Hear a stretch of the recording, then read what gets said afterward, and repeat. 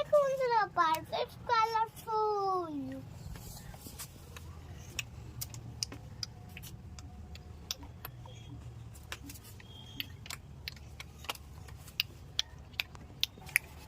এবার তুলে যা। আওয়াজ করছো কেন মুখে?